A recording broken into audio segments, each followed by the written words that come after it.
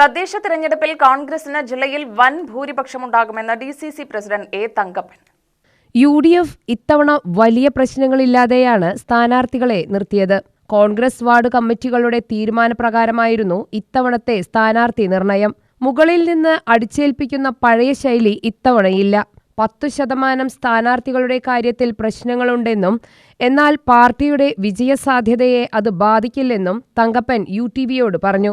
2 നഗരസഭകളാണ് നിലവിലുള്ളത്. പാലക്കാടടക്കം എല്ലാ നഗരസഭയിലും വിജയിക്കാനാകും. ഭൂരിപക്ഷം പഞ്ചായത്തുകളിലും വൻ മുന്നേറ്റം നടത്തുമെന്നും അദ്ദേഹം അവകാശപ്പെട്ടു.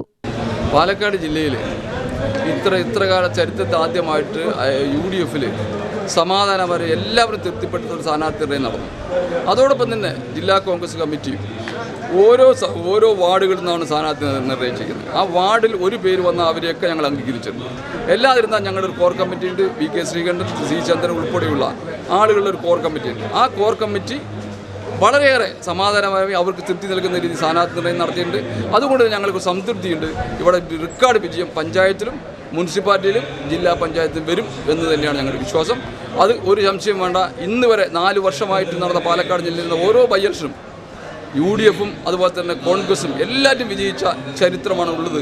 അതുകൊണ്ട് തന്നെ ഈ പഞ്ചായത്തുകൾ അതുപോലെ മുനിസിപ്പാലിറ്റികൾ റെക്കോർഡ് മുനിസിപ്പാലിറ്റി പഞ്ചായത്തും നേടാൻ കഴിയും. അതുപോലെ തന്നെ നെന്മാറയും അയിലൂരും ഇവിടെ വിജയിക്കാൻ കഴിയും എന്നാണ് എൻ്റെ വിശ്വാസം. പാലക്കാട് ജില്ലയിൽ റെക്കോർഡ് ഭൂരിപക്ഷമായിരിക്കും വരിക. അത് കഴിഞ്ഞ് നമുക്ക് കാണാം. UTV news Palakkad.